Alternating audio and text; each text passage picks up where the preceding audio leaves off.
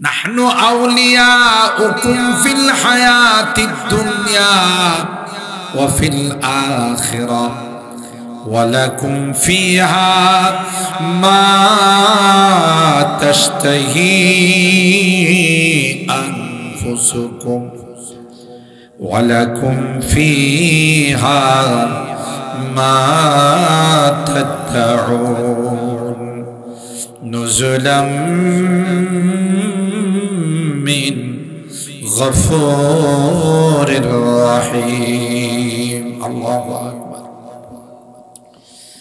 আল্লাহ পাক ডাক দেয়া কই যারা জবানে স্বীকৃতি দিল রব্বুন আল্লাহ, আমাদের রব আর কেউ নয়, আমাদের রব হলেন একমাত্র কে? সবাই কয় না, জোরে বলেন কে? রব কারে কই জানেননি? পালনে ওয়ালা যা, যিনি লালন পালন করে আরবিতে তাকে রব বলে। শুধু শুধু লালন পালন নয়, তারবিয়াতু শাইআন ফাশাইআন তাদরিজান বিতাদরিজিন। যখন যে জিনিসকে যা দিয়া লালন পালন করার দরকার সময় মতো তা দিয়া যিনি লালন পালন করেন তাকেই বলা হয় রব। মার পেটে যখন ছিলাম তখন আল্লাহ আমাদেরকে মার ব্লাড দিয়া, মার নাভির সঙ্গে কানেকশন করে দিয়া মা যা খাইতো সেখান থেকে আমি রক্ত চুষে আহার গ্রহণ করতাম। দুনিয়াতে আসার পর আল্লাহ কয় না না, ওই খাবার আর চলবে না। এই জন্য মার বুকের মধ্যে আমার খাবার রেডি করে রাখছে।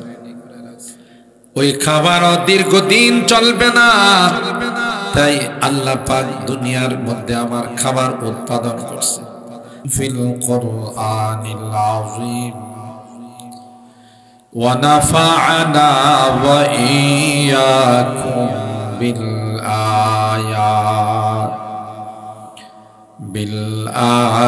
আয়াতি ওয়াদ যিকরিল হাকীম।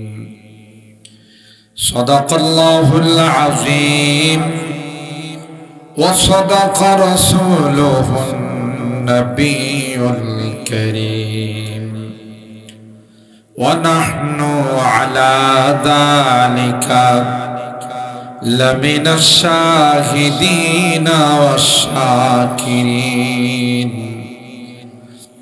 ওয়ালহামদুলিল্লাহি রাব্বিল আলামিন।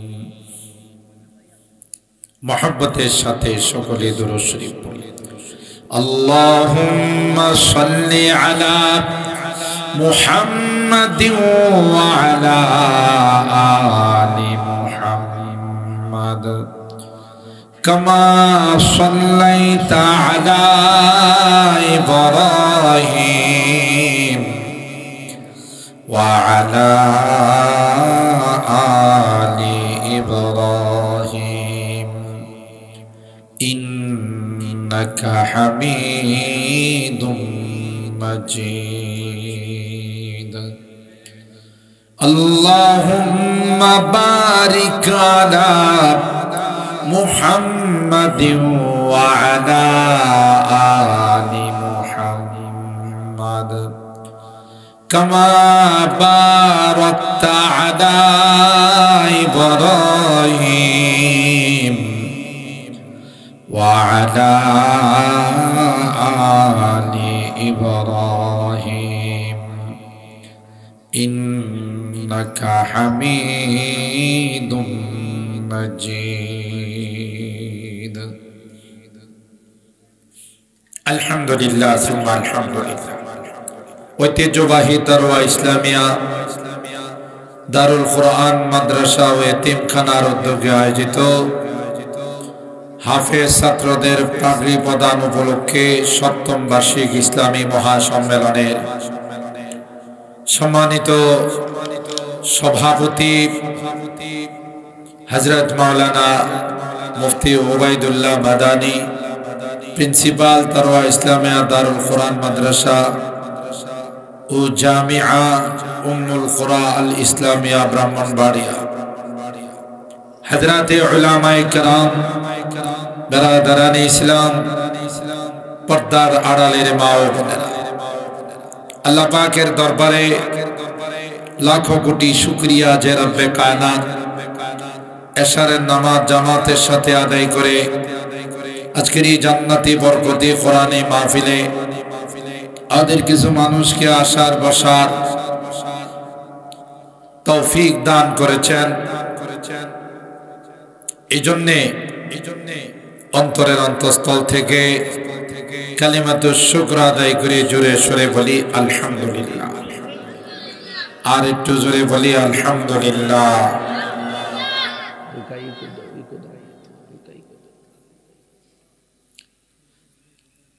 যেই পর্যন্ত মাইকের আওয়াজ যাচ্ছে আমি বিনয়ের সাথে অনুরোধ করব, যারা আমরা রাস্তাঘাটে বাসা বাড়িতে দোকানপাটে ঘোরাফেরা করতেছি অনতি বিলম্বে আমরা আজকে বরকতি মাহফিলে চলে আসি। কারণ এখানে আসলে আসমান থেকে রহমত বর্ষণ হয়। সুবহানাল্লাহ। বাজারে ঘোরাফেরা করলে বাসা বাড়িতে থাকলে কি রহমত নাজেল হবে? বলে হবে না। আর এই মাহফিল তো প্রতিদিন হয় না, একটা মাহফিলের পিছনে অনেক শ্রম দিতে হয়, অনেক সময় দিতে হয়, অর্থ কড়ি খরচ করতে হয়। আলহামদুলিল্লাহ, বিশাল মাঠ, সুন্দর প্যান্ডেল করা হয়েছে। আমরা যত দ্রুত চলে আসব ততই লাভ। আল্লাহ রাব্বুল আলামিন আমাদের সকলকে প্যান্ডেলে আসার, কোরআন সুন্নাহর আলোচনা শোনার তৌফিক দান করুন, আমিন বলুন। আজকের মাহফিলে যিনি প্রধান মেহমান, পাকিস্তান থেকে আগত অনেক বড় মাপের আল্লাহওয়ালা মুফাক্কির ইসলাম, আন্তর্জাতিক খ্যাতি সম্পন্ন আল্লামা শেখ নওয়াব খান দামাত বারাকাতুহু, শুবায়ে পেশাওয়ার, পাকিস্তান, তিনিও আমাদের প্রিন্সিপাল সাহেব মাওলানা ওবায়দুল্লাহ মাদানী সাহেবের সঙ্গে চলে আসতেছেন। মুসাফিরের সাথে বসা, দোয়াতে শরীক হওয়া, এটাও ভাগ্যের বিষয়। আমি আপনাদের খিদমতে কোরআনুল কারীমের সূরা আল ওয়াকিয়া এর কয়েকখানা ছোট্ট ছোট্ট আয়াত তিলাওয়াত করেছি। আয়াত নাম্বার 75 থেকে নিয়ে 80 পর্যন্ত। সরকারে দু আলম, মাহবুবে কিবরিয়া, সৈয়দুল কাউনাইন, সৈয়দুস সাকালাইন, ইমামুল আম্বিয়া ওয়াল মুরসালিন, খাতামুন নবিয়্যিন হযরতে মুহাম্মদুর রাসূলুল্লাহ সাল্লাল্লাহু আলাইহি ওয়াসাল্লামের অসংখ্য হাদিস থেকে ছোট্ট একখানা হাদিস পাঠ করেছি। চেষ্টা করব আমার সংক্ষিপ্ত সময়ের মধ্যে আপনাদের খিদমতে কোরআনুল কারীমের আয়াতগুলোর আলোকে এবং হাদিসে পাকের আলোকে এই কোরআনের মাদ্রাসা সম্পর্কে দুই একটি কথা আরজ করার জন্যে আল্লাহ পাকের দরবারে তৌফিক চাই। সকলে বলুন আল্লাহুম্মা আমিন। আর একটু জোরে বলুন আল্লাহুম্মা আমিন। সম্মানিত সুধী, 104 খানা আসমানি কিতাব আল্লাহ নাযিল করেছেন। এর মধ্যে 4 খানা কিতাব সবচাইতে দামি, তাওরাত, জবুর, ইনজিল, আল কুরআন। আগের আসমানি কিতাবগুলোকে তখনকার লোকেরা রদবদল করে ফেলছে, পরিবর্তন করে ফেলছে। অবিকল আসমানি কিতাব নাই। গোটা বিশ্বে আসমানি কিতাবের একজন হাফেজ খুঁজে পাওয়া যায়, ঠিক না? কিন্তু আলহামদুলিল্লাহ আল্লাহ পাকের শুকর, কোটি কোটি হাফেজে কোরআন আল্লাহ পৃথিবীর মধ্যে বানিয়ে ছেড়ে দিয়েছে। সুবহানাল্লাহ। যে হাফেজে কোরআনদের বরকত আমরা টিকে আছি, জগৎ টিকে আছে, পৃথিবী টিকে আছে। সেই রকমের একটি সুন্দর ফুলের বাগান আপনাদের এই ঐতিহ্যবাহী তারোয়া গ্রাম। আলহামদুলিল্লাহ। এই সকল মাদ্রাসার সাথে যারা সম্পর্ক রাখে, মহব্বত করে, ভালোবাসে, এরা দুনিয়াতেও সফল, পরকালেও সফল। ঠিক না? ভাগ্যবান কোরআনের পাখিদেরকে যারা ভালোবাসে। রাসূল আকরাম সাল্লাল্লাহু তাআলা আলাইহি ওয়াসাল্লাম আমাদেরকে ইরশাদ করেছেন, ইন্না রিজালান ইয়াতুনা মিন আকতারিল আলাম ইয়াতাফাক্কাহুনা ফিদ-দীন ফাস্তাউসু বিহিম খায়রা। এ আমার উম্মত, এ তারওয়াবাসী, তোমাদের এলাকায় পৃথিবীর বাংলাদেশের বিভিন্ন জায়গা থেকে তোমাদের তারওয়া ইসলামিয়া দারুল কোরআন মাদ্রাসায় বিভিন্ন মারকুল থেকে এখানে আসবে কোরআন শিক্ষা করার জন্য, কোরআনের হাফেজ হওয়ার জন্য, আলেম হওয়ার জন্য। তোমরা তাদেরকে ভালোবাসো, মহব্বত করো, ঘৃণা করো না। লাভ হবে, লস নয়। দুনিয়া তো লাভ, পরকালেও লাভ। আমি অনেক বয়ানে বলে থাকি, যেখানে কোরআনের মাদ্রাসা আছে, যে এলাকায় কোরআনের প্রতিষ্ঠান আছে, সে এলাকায় আল্লাহ বড় রকমের কোন গজব আযাব পাঠান। কি পাঠান না? গজব আযাব পাঠান। আমাদের গুনার কারণে কখনো কখনো আল্লাহ রাব্বুল আলামিন সিদ্ধান্ত নেন গোটা এলাকাকে ধ্বংস করে দিবেন।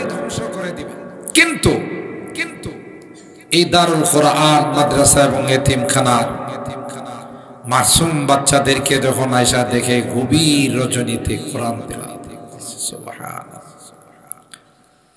ফেরেশতারা কয়, আল্লাহ মনে হয় লোকেশন ভুল হয়ে গেছে। এ মালিক, যে এলাকায় শাস্তি দিয়ে পাঠাইলাম, ওই এলাকার কোরআনের মাদ্রাসায় মাসুম বাচ্চারা ভোর রাত্রে উঠে,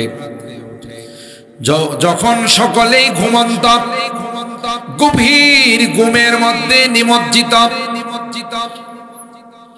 ওই সময়ে মাসুম বাচ্চারা তোমার কালাম নিয়ে তিলাওয়াত করতেছে, নামাজ পড়ে, জাতির জন্য দোয়া করে।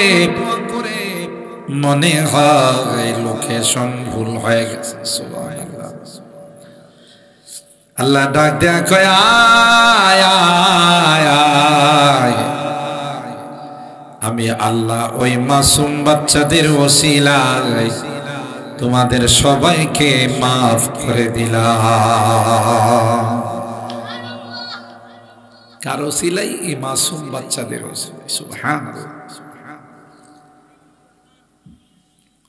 এদের কোরআন তিলাওয়াতের ওসিলাই জীবিতদেরকেও আল্লাহ মাফ করে দেন, মৃতদেরকেও মাফ করে দেন। বলুন তো দেখি, আপনাদের এই এলাকা মাতবর, সর্দার, শিল্পপতি, কোটিপতি যারা কবরের বাসিন্দা হয়ে গেছে, মাঝে মধ্যে এদের কাছে টাকা পয়সা পৌঁছানো যায়, কি বলেন? সিস্টেম আছে, ভালো কিছু খাবার দাবার দেওয়া যায়। এটা একটা ভিন্ন জগৎ। দুনিয়ার কোনো কিছু ওখানে পৌঁছানো যায় না, ঠিক না? ভালো খাবার দাবার দেওয়া যায় না, টাকা পয়সা পৌঁছানো যায় না, দুনিয়ার কোনো আরাম আয়েশ তাদের কাছে দেওয়া যায়। কি পৌঁছে? তাদেরকে যখন কোরআনের মাধ্যমে আমরা স্মরণ করি, দোয়ার মাধ্যমে, এতটাই খুশি হয়। একজন কবরের বাসিন্দা তার জন্য যখন তার আওলাদ ফরজন আল্লাহর কাছে তার জন্য ক্ষমা চায়, সে এতটা খুশি হয়, যদি দুনিয়াতে আসতে পারত তাহলে বলতো যে তোমরা আমার জন্য যখন দোয়া করছো, ক্ষমা চাইছো, তোমাদের এই দোয়ার ক্ষমার ওসিলায় আল্লাহ আমাকে মাফ করে দিয়েছে। আপনাদের পূর্বপুরুষ যারা এখানে কোরআনের প্রতিষ্ঠান খুলে গেছেন, প্রতিদিন এখানে যা তিলাওয়াত হয়, যত জিকির আজকার হয়, নামাজ হয়, ইবাদত বন্দেগী হয়,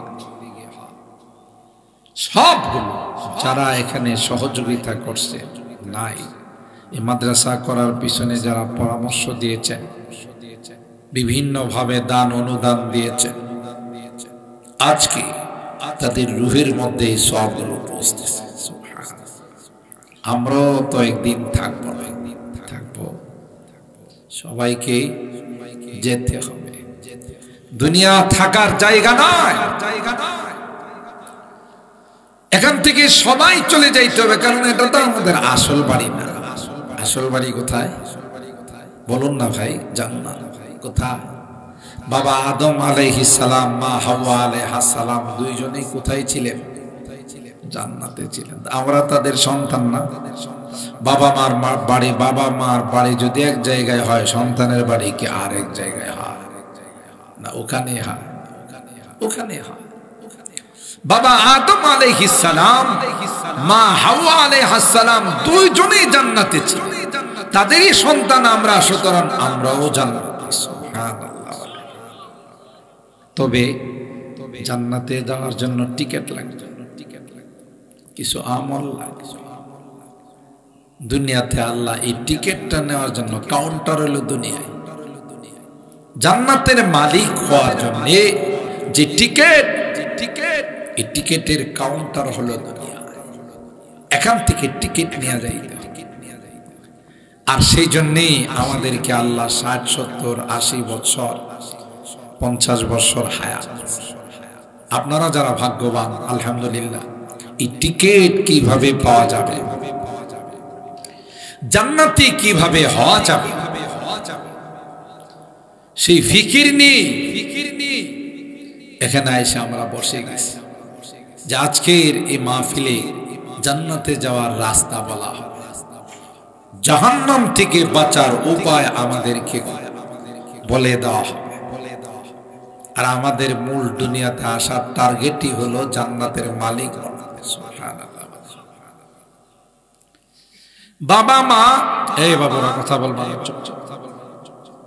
বাবা মা জান্নাতে যখন ছিলেন তখন ওখানকার মালিক ছিলেন না, ভাড়াটিয়া।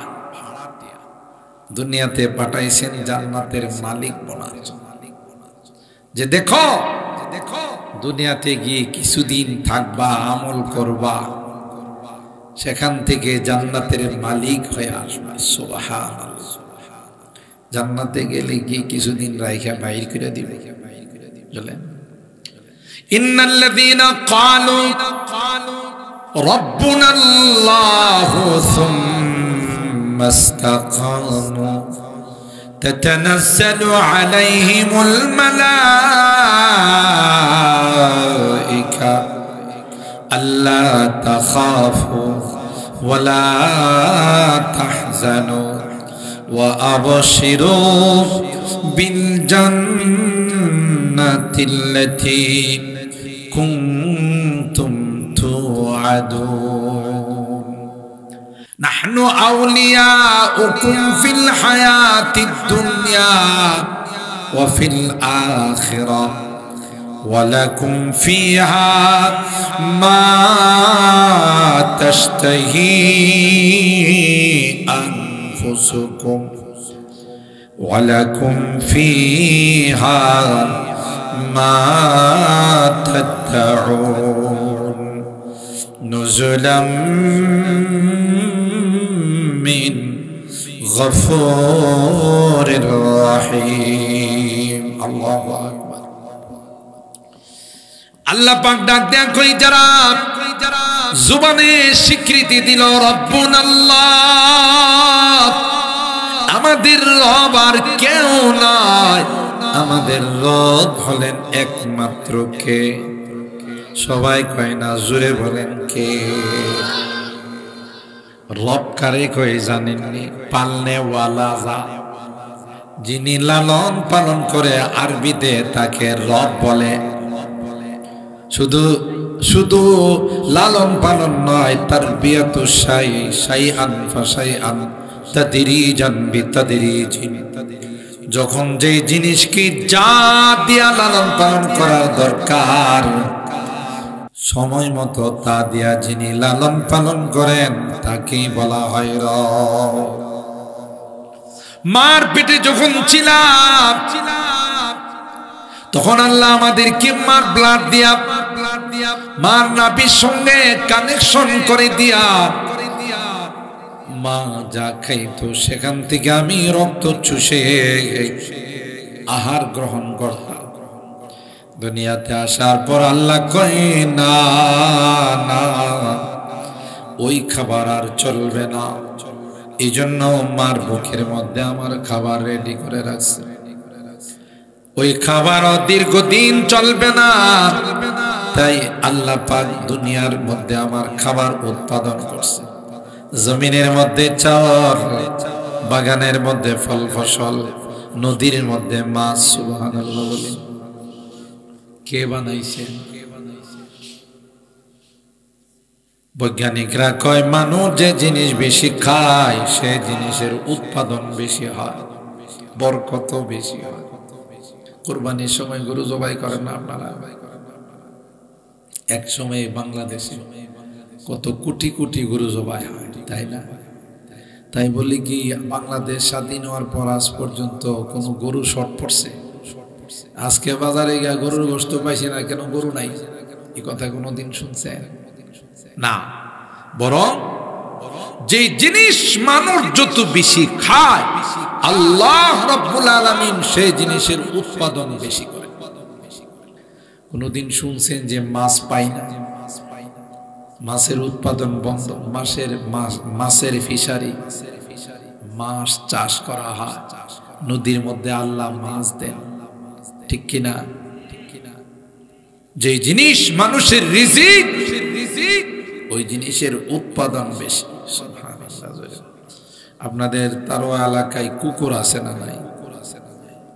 ভাদ্র মাস আসলে এক একটা কুকুর 1 ডজন বাচ্চা দেয়, কোনটা হাফ ডজন, তাই না?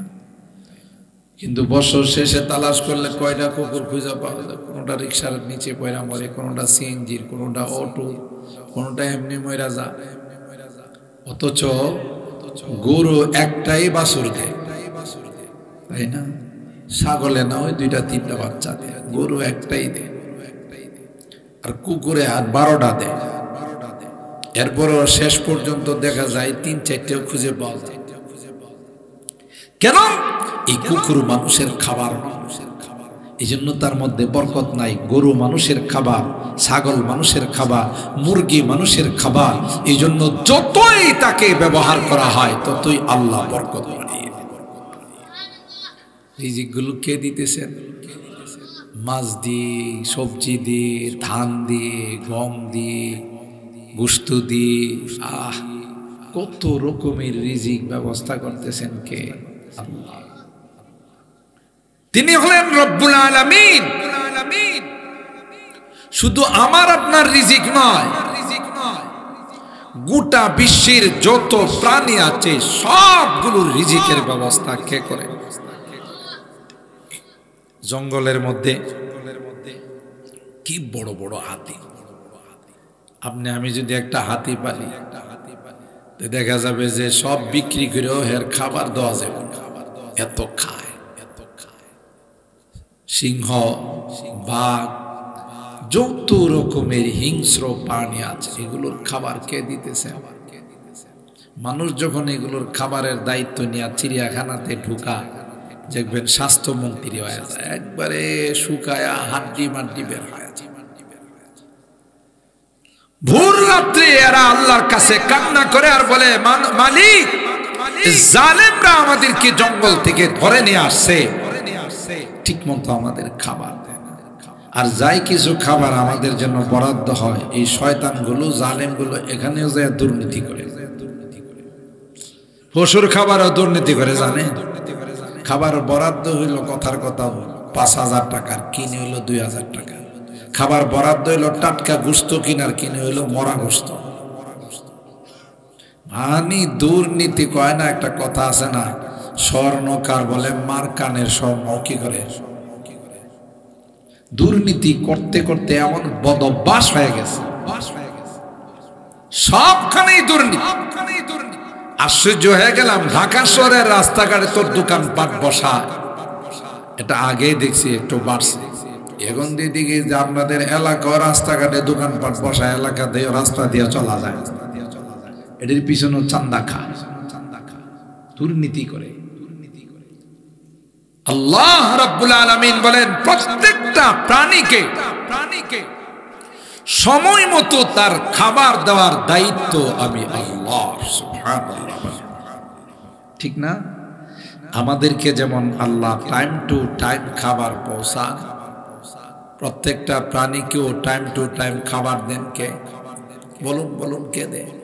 আপনাদের তারোয়া এলাকার গাছগাছালিতে যে পাখিগুলো বাসা বানায় থাকে, ওদের তো তারোয়া বাজারে কয়েকটা দোকান আছে, কয় না? তারোয়া বাজারে দোকান আছে, মাঠে ময়দানে জমিন আছে, ব্যবসা বাণিজ্য তো অবশ্যই আছে, চাকরি নকরি। কোনদিন শুনছেন পত্রিকায় আসছে এই কথা যে তারোয়া এলাকার বেশ কিছু পাখি না খায় মারা গেছে? বলে না, কিছুই বলে না, ঠিক কিনা বলেন? কোনো অভিযোগ নাই।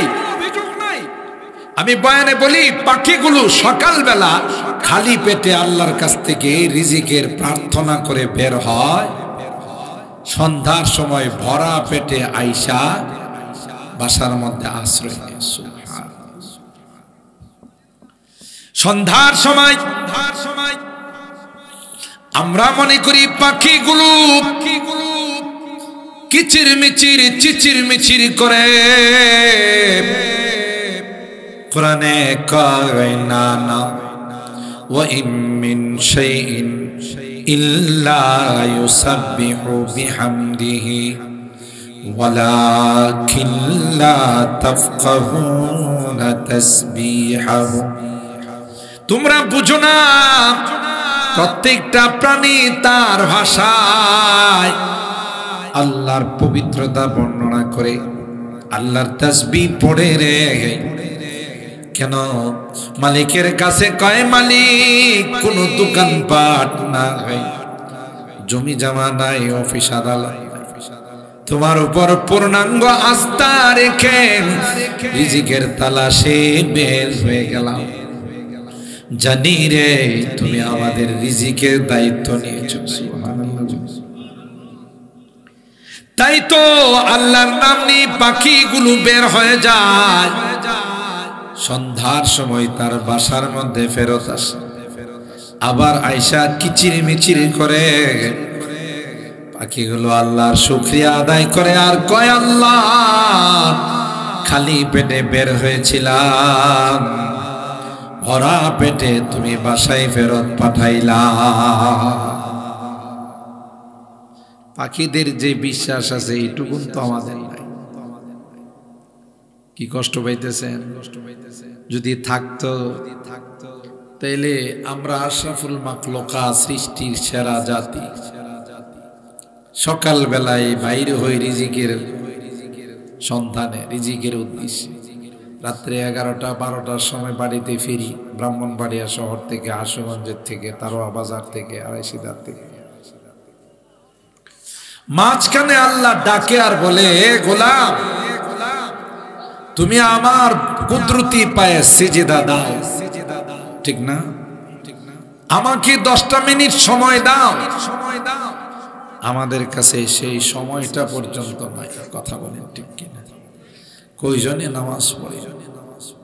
মসজিদে গেলে কিছু মুরব্বীদেরকে দেখা যায়, কিন্তু যুবকরা যায়, শুক্রবারে যায়, ওয়াক্তিয়াতে যায় না। শুক্রবারে জুমার নামাজ পড়ে মসজিদ থেকে আসার সময় খতিব সাহেবের কাছ থেকে 1 সপ্তাহ ছুটি নিয়ে আসে, মুসাফা করে আর হুজুর আগামী শুক্রবারে আবার দেখা হবে। তার মানে কি আজকে জমা পড়তে আসছি, আবার আগামী জমাতে আসবো। তাহলে 1 সপ্তাহ ছুটি নিল কার কাছ থেকে? খতিব সাহেবের কাছ থেকে, হুজুরের কাছ থেকে। হুজুর 1 সপ্তাহ নামাজের ছুটি।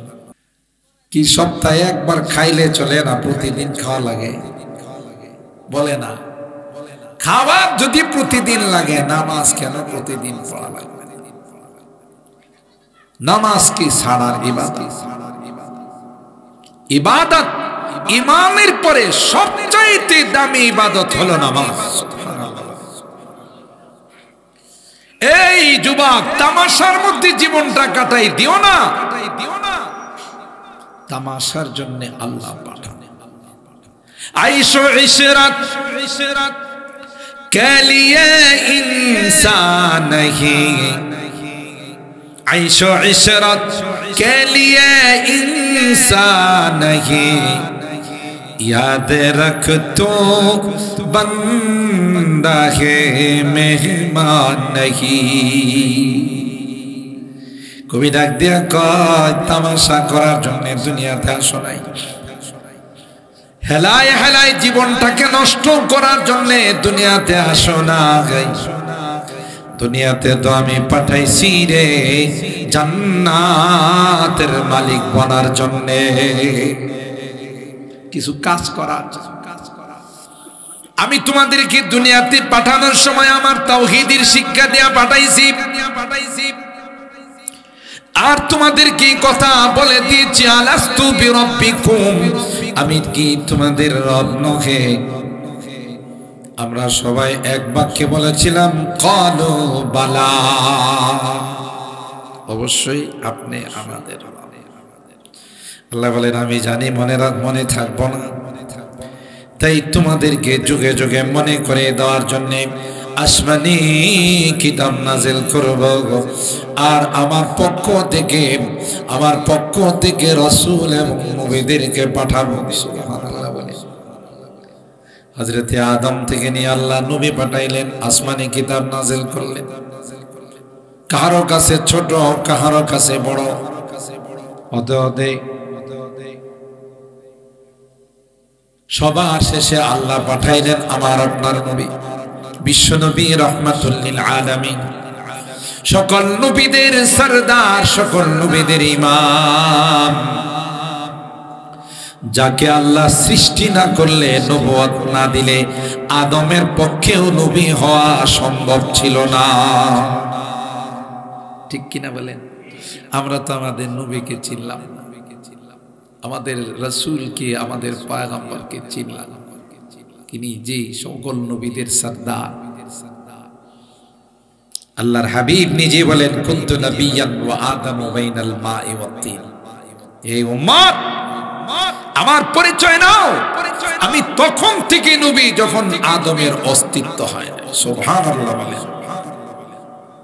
আমাদের সমাজের এক শ্রেণীর ভাইরা আছে, এরা আমাদেরকে দেখলো এরা ওয়াহাবি, কাফের, আরো কত কিছু কয়।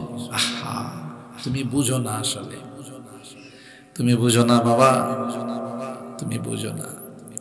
আমরা তোমাদেরই ভাই, আর যারা তোমাদেরকে এই গালিগুলো শেখায় এরা হলো স্বার্থবাজ। কথা কি ঠিক বললাম? স্বার্থবাজ।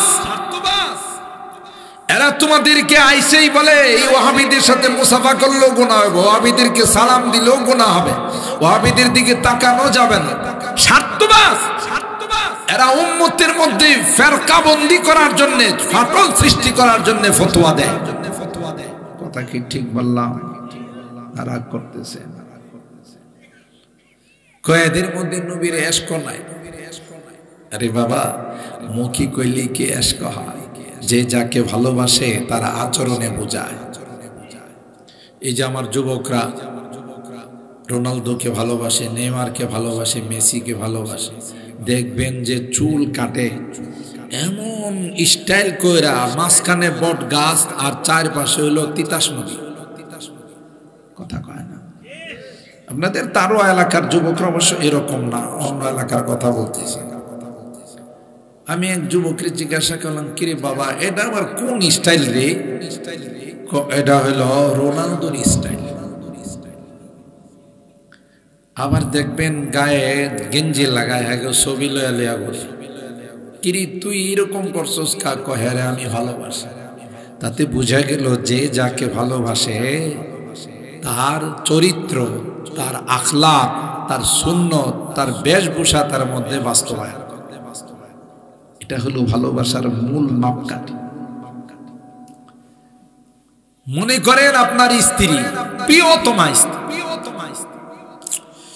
সারাদিন তাসবিহ জপে, আমি তোমাকে ভালোবাসি, আমি তোমাকে ভালোবাসি, তুমি আমার জানের জান, ফরানের ফরান।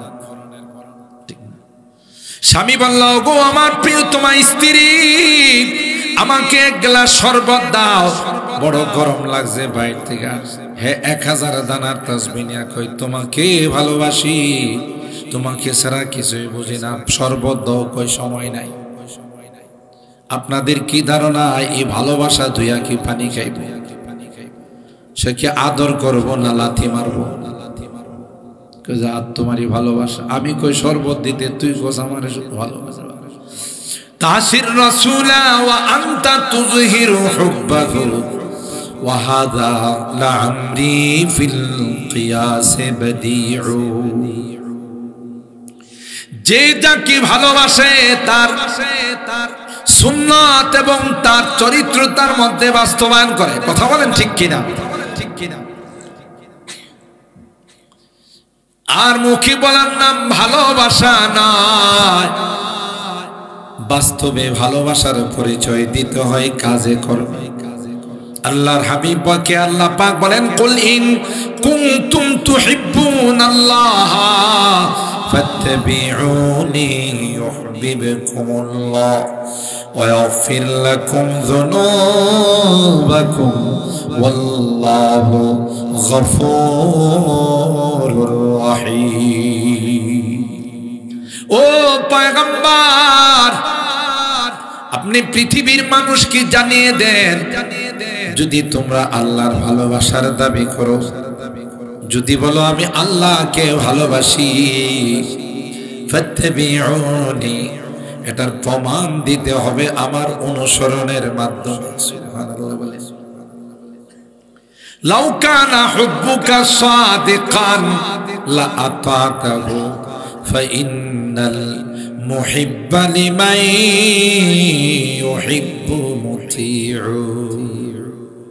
যে যাকে ভালোবাসে তার অনুসরণ করে, তার কথা মানে, এটা হলো ভালোবাসার মাপকাঠি। ঠিক কিনা বলেন? শুধু মুখে বলার নাম ভালোবাসা নয়, মাথা থেকে পা পর্যন্ত যাকে ভালোবাসি তার কালচার, তার চরিত্র যদি আমার মধ্যে বাস্তবায়ন করি, তাইলে বোঝা যাবে আসল ভালোবাসা। কথাগুলো আমার বুঝতেছে? ভালো করে বুঝেন। আমাদের মধ্যে ফেরকা বন্দি করার জন্য, একজনকে আরেকজনকে দূরে সরানোর জন্য কিছু মানুষ এসে ফিতনা সৃষ্টি করে। আমাদের যারা আমরা বয়ান করি, আলহামদুলিল্লাহ আমি গোটা বাংলাদেশে আলোচনা করি, আমার মতো এরকম বহু উলামায়ে কেরাম আছে। আপনারা কোনোদিন আমাদের ইউটিউবে বা আমাদের কোনো বয়ানে শুনছেন আমরা কাউকে কাফের বলে ফতোয়া দিছি? মানে যারা আলেম ওলামা আছে তাদেরকে কাফের বলে ফতোয়া দিছে। যারা কাফের গোটা বিশ্বের সবার একমত, নবীর খাতমে নবুয়ত যারা মানে না তাদের বিষয়টা ভিন্ন। কথা বলেন ঠিক কিনা? আমার নবীকে যারা খাতামুন নবীন মানে না, নবী মানে কিন্তু খাতমে নবুয়ত মানে না, তাদের ব্যাপারে গোটা বিশ্বের উলামায়ে কেরাম একমত যে এরা বেঈমান, এরা ঈমানদার না। কথা কয় না? না কোনো দ্বিমত আছে? কোনো দ্বিমত নাই। বুঝেন কিন্তু কথা বুঝেন, কোনো দ্বিমত নাই। কেন? এরা নবী মানে খাতমে নবুয়ত মানে না। আল্লাহ রাব্বুল আলামিন সূরাতুল আহজাবের মধ্যে স্পষ্ট ভাবে জানিয়ে দিয়েছেন, মা কানা মুহাম্মাদুন আবা আহাদিম মির রিজালিকুম ওয়ালাকিন রাসূলুল্লাহি ওয়া খাতামান নবিয়্যিন। এই আয়াতের মধ্যে বলেন আমার নবী তিনি শুধু নবী নন, খাতামুন নবীন, সমস্ত নবীদের শেষ। কথা বলেন ঠিক কিনা? তারপরে পৃথিবীতে আর কোন নবীর আগমন ঘটবে কিয়ামত পর্যন্ত? কোরআনে আছে না নাই? কেউ যদি বলে বড় নবী আসবে, তাইলে কি সেই এই আয়াতকে মানলো না অস্বীকার করলো? কথা বলেন, আমার কথার সাথে কথা বলেন। সে কি আয়াত মানলো না অস্বীকার করলো? কোরআনের কোন আয়াতকে যদি কেউ অস্বীকার করে ঈমান থাকে না যায়? বলেন ভাই, ঈমান থাকে না, ঈমান চলে যায়। আল্লাহর কোরআনের আয়াতকে অস্বীকার করছে এই ফিতনা সৃষ্টি করার জন্য। আল্লাহ নবীর জামানাতেও মুসাইলামাতুল কাযযাব নামে মিথ্যা নবুয়তের দাবিদার ছিলেন। বর্তমান বিশ্বে যারা মির্জা গোলাম আহমদ কাদিয়ানীর অনুসারী, এরাও বলে যে আমাদের নবী হলো মির্জা গোলাম আহমদ কাদিয়ানী। নাউজুবিল্লাহ। আপনারা এই বিষয়ে অনেক আলোচনা শুনছেন। আমার ওই ভাইদেরকেও আমি বলবো, যারা গোলাম আহমদ কাদিয়ানীর অনুসারী, আপনি যদি দুনিয়া থেকে ঈমান নিয়ে যাইতে চান তাওবা করেন। কথা বলেন ঠিক কিনা? এখনো সময় আছে, আপনি খালেস তাওবা করেন, তাহলে আল্লাহর কাছে নাজাত পাবেন। আর যদি এই আকীদা আর বিশ্বাস নিয়ে যান যে না মির্জা গোলাম আহমদ কাদিয়ানী ও নবী, আপনি বেঈমান। আমি আপনাদের সহজভাবে বলি, বুঝার জন্য বলি, কেউ রাগ করেন না।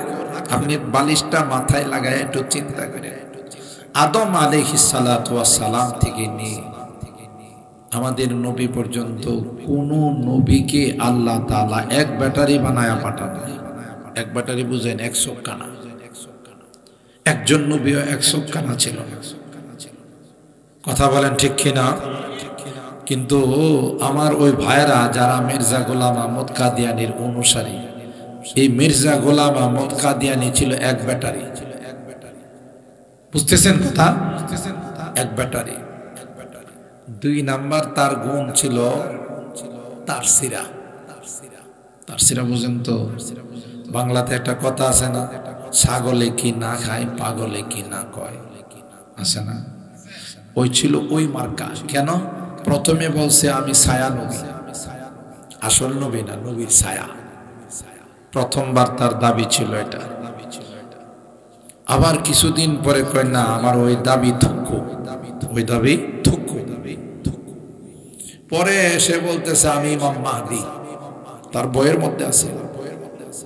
নবীর থেকে এখন গেছে কই? ইমাম মাহদিতে গেছে। 3 নাম্বার বলতেছে যে আমি আসলে ট্রান্সজেন্ডার করে লিঙ্গ পরিবর্তন করে বিবি মরিয়ম। আপনারা দিন নাউজুবিল্লাহ কন্ট্রোল না। মির্জা গোলাম আহমদ কাদিয়ানী কি পুরুষ না মহিলা? পুরুষ কি কোনোদিন মহিলা হইতে পারে? হ্যাঁ, যে বলতেছে আমি বিবি মরিয়ম। একজন জিজ্ঞাসা করে মহিলাদের তো মাসিক কিছু সমস্যা আছে, এটা কি তোমার হয়? আমার হয়। তার কি সব ঠিক আছে না শীর্ষে? সব তার সিরা।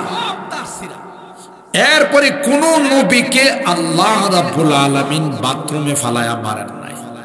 যত নবী পৃথিবীতে আসছে আজরাইল আলাইহিস সালাম আয়েশা সালাম জানাইছেন যে আল্লাহ আপনাকে ডাকছে, আর হের মৃত্যু হয়েছে টয়লেটে। কথা কয় না? এই জন্য মাদ্রাসার ছাত্ররা যখন বাথরুমে যায়, একজন আর জিজ্ঞাসা করে দোস্ত কই যাও? কাদ্দানি অফিসে যাই। কথা কয় না? কাদ্দানি অফিসে যাই, কারণ কাদিয়ানীদের নবী যেহেতু এখানে মরছে, এদের বড় অফিসটা কই? ভাই বুঝতেছেন? বাথরুম। খাতমে নবুয়তকে যারা মানে না, আমরা তাদেরকে কাফের বলি। পৃথিবীর কাউকে আমরা কাফের কেন? এটা সরাসরি আল্লাহর নবীর নবুয়তকে, খাতমে নবুয়তকে অস্বীকার করা হয়, কোরআনকে অস্বীকার করা হয়। কথা বলেন ঠিক কিনা? কিন্তু আমাদের সমাজে কিছু আলেম ওলামা আছে, আল্লাহ তাদের হেদায়েত নসিব করেন, আমাদের সকলকে তাদের এই খপ্পর থেকে বাঁচার তৌফিক দান করেন। আমিন বলেন। আপনি বুকে হাত দিয়ে বললেন, আয়েশাই বলে দেওবন্দিরা কাফের, ওয়াহাবিরা কাফের। আয়েশা আরে বাবা রে বাবা, বাবা আমাদেরকে এমন কাফের বানায়, জিন্দা থাকলেও কাফের, ময়রাও কাফের। কথা কয় না। কি ফতোয়া দিয়ে জানেন? এই ওয়াহাবিরা, মৌলবীরা, দেওবন্দিরা, এরা তো জিন্দা থাকতে তো কাফের আছে, মরলেও কাফের। মরার পরে যে গুরুস্থানে তাদেরকে দাফন করবে, ওই কবরের থেকে যে ঘাস উঠবে, এই ঘাস যদি কোনো গাবিয়ে খায়, এই গাভীর দুধ যদি কে খাওয়া, হেও কাফের। চিন্তা করছেন? আরে বাবা ময়রা গেছে, বেটারে কাফের না করলে হয় না? কয় না, হ্যাঁ তো কাফের। কাফের হ্যাঁ, কবরের থেকে যে ঘাসটা উঠছে এটাও কাফের। এই ঘাস যে গাবিয়ে খাইব, এই দুধরাও কাফের। তাহলে তুমি বলো যে বালতিতে দুধ নেই, বালতিটাও কাফের। বুঝা উচিত যে না, এই গালিটা বড় জঘন্যতম গালি। হাদিসের মধ্যে আসে, কেউ কাউকে যখন কাফের বলে, আর বাস্তবে যদি সে কাফের না হয়, আসমানের মধ্যে গালিটা চক্কর খায়। চক্কর খাওয়ার পর যারে বলছে হে তো কাফের, এত ইমানদার, এত পাক্কা দিনদার নবীর আসে, আল্লাহকে বলে, আল্লাহ তাইলে আমি কই যাইব? আল্লাহ বলে যে যেহেতু যাকে বলছে সে কাফের না, যে বলছে তার মাথার উপরে যায় পড়। কথা বলেন ঠিক কিনা? ও ভাই তুমি বুঝো না, আমাদের আকাবের হযরত রশিদ আহমদ গঙ্গোহী রাহমাতুল্লাহ আলাইহি, এরা কত বড় মাপের আশিক ছিল তুমি জানো? মুরিদে হাদিয়া দিছে জুতা, জুতার কালার হলো সবুজ। ইনি প্যাকেট করে জুতা মাথায় নিয়ে নিয়ে ঘুরে। সুবহানাল্লাহ কোন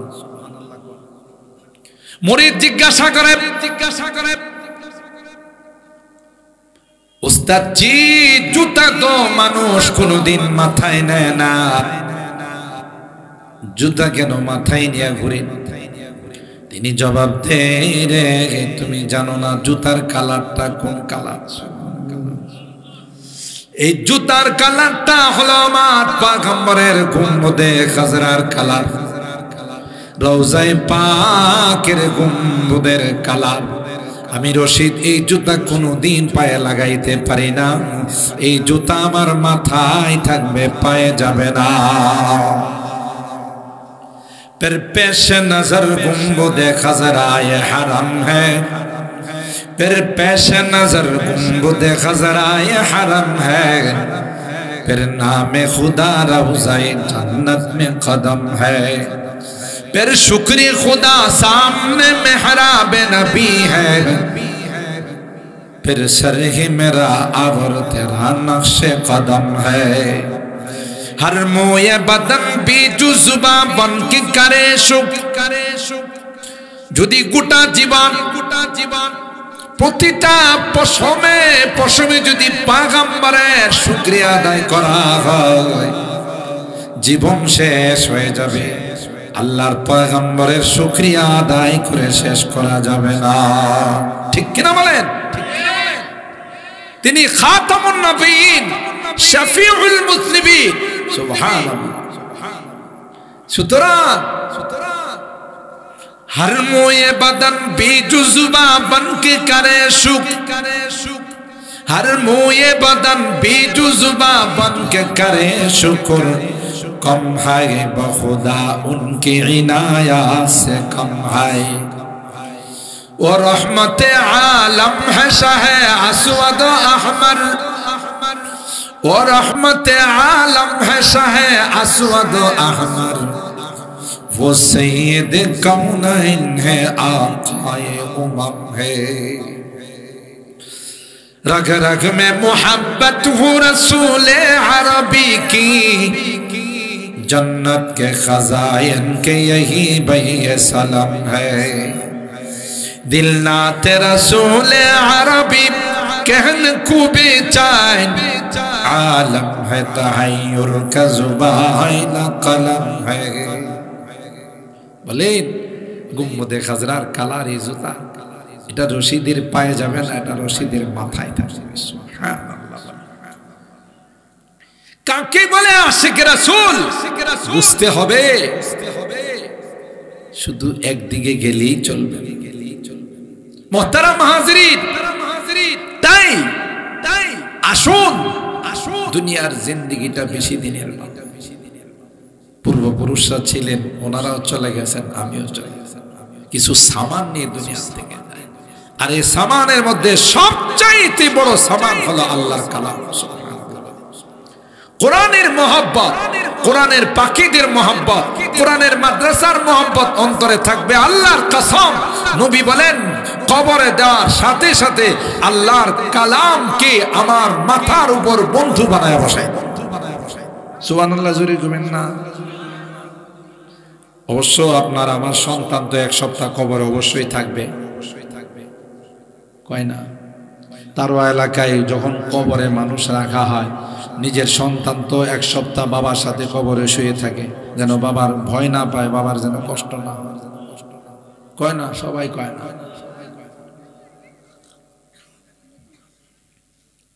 কেউ থাকে না, কেউ থাকে না।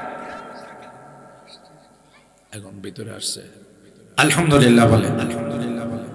আমার মনে হয় আপনারা সবাই রোজা রেখে আসছে, আওয়াজে মনে হচ্ছে সবাই রোজা রাখছেন, না আওয়াজ নাই। আপনারা জোরে বলেন আলহামদুলিল্লাহ, আরো জোরে বলেন আলহামদুলিল্লাহ। সুদূর পাকিস্তান থেকে আগত যে মেহমান আজকের মাহফিলের মধ্যমণি আমাদের মাঝে উপস্থিত হয়ে গেছে, সবাই কোন আলহামদুলিল্লাহ। আপনারা খুশি না বেজার? হযরত সময় মতো তার মূল্যবান নাসিহা পেশ করেন। আমি আমার আলোচনার ইতি টানতেছি, দুই একটা কথা বলি শেষ। এই কোরআনের মাদ্রাসাটাকে আমরা মহব্বত করবো তো ইনশাআল্লাহ। কি লাভ জানেন? এক নম্বর লাভ হলো এই কবরে আল্লাহ বন্ধু বানায়া কোরআনকে আমার মাথার উপর বসায়। বলবে দোস্ত, তোমার কোনো টেনশন নাই, তুমি আমাকে চিনো, আমি কে? আমি সেই কোরআন, সেই কালাম, যার মহব্বতে আজকের মাহফিলে তুমি এশার নামাজ পড়েই প্যান্ডেল কানায় কানায় ভরে গেছে। তোমার কোনো টেনশন নাই, আমি তোমার সাথে আছি। যতক্ষণ পর্যন্ত তোমাকে আল্লাহর জান্নাতের মেহমান না বানাবো, ততক্ষণ তোমার সঙ্গ ছেড়ে দাও। নামাজ যারা পড়ে 5 ওয়াক্ত না, শুধু জুমা, নামাজও ডান পাশে বন্ধ হয়ে বসে থাকে, রোজা বাম পাশে। এই যে দান খায়রাত গুলো কোরআনের মাদ্রাসায় আপনারা করছেন, মাহফিলে করছেন, ভালো ভালো কাজে করেন, এগুলো পায়ের নিচে বসে যাবে। সুবহানাল্লাহ বলেন। বসে বলবে দোস্ত আমাকে চিনো, আমি কিন্তু ওই যে কোরআনের মাদ্রাসায় দান করছিলাম, কোরআনের মাদ্রাসায় যে মহব্বত করছিলাম, আল্লাহ আমাকেও বন্ধু বানায় তোমার পায়ের নিচে বসাই দিয়েছেন। সুবহানাল্লাহ। অভাব নাই, অভাব নাই। কোরআনের পাখিরা আল্লাহর কাছে সুপারিশ করবে, আল্লাহ এই তারওয়া এলাকার মানুষ আমাদের দারুল কোরআন মাদ্রাসাটাকে কলিজা দিয়া ভালোবাসে। সুবহানাল্লাহ। নিজের সন্তান থেকে বেশি মহব্বত করছে। আল্লাহ এদেরকে ছাড়া তোমার জান্নাতে যাব না। সুবহানাল্লাহ। আপনার বন্ধু যে মৌলবীরা আয়েশা ফতোয়া দিত অমুক কাফের তমুক কাফের, লাইট মেরেও পাবেন না, বাটি চালান দিয়েও পাবেন, বরং উল্টা পাল্টা বলে থাকলে নিজেরাও যাইবে বাম কাতারে। তখন আপনি যদি বলেন হুজুর আপনারা না এত মহব্বত করতাম, আপনাদেরকে না এত ভালোবাসতাম, এখন তো বিপদে পড়ছি, বিপদ তো দূরে একা না, আমারও কথা কয় না। আমিও তোদেরকে উল্টা পাল্টা বুঝাইছি, যে কারণে এখন বিপদ তো শুধু আমার না, তোমাদেরও বিপদ। আল্লাহর ওয়াস্তে হাতে পায়ে ধরে বলে যা, একটু বুঝে শুনে চলতে হবে। কার সাথে সম্পর্ক রাখবেন? হযরত বড় হুজুর রহমাতুল্লাহ আলাইহি বলতেন, কারে সাইরা কারে দর্শো চিন্তা করো। কার সাথে আপনার দুনিয়ার সম্পর্কটা থাকবে, কাকে ভালোবাসবেন, এটা আপনাকে নির্ণয় করতে হবে, ঠিক করতে হবে। পরবর্তীতে পস্তাবেন, আফসোস করবেন, লাভ হবে না।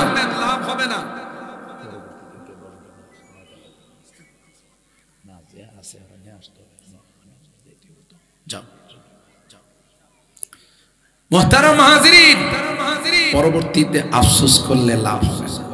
কোরআনে আল্লাহ স্পষ্টভাবে জানাই দিয়েছেন, পরবর্তীতে বড় আফসোস করবে, বুঝি নাই, না বুঝে দুনিয়ার জিন্দেগিটা কাটাইছি, আল্লাহ দুনিয়াতে আবার পাঠান।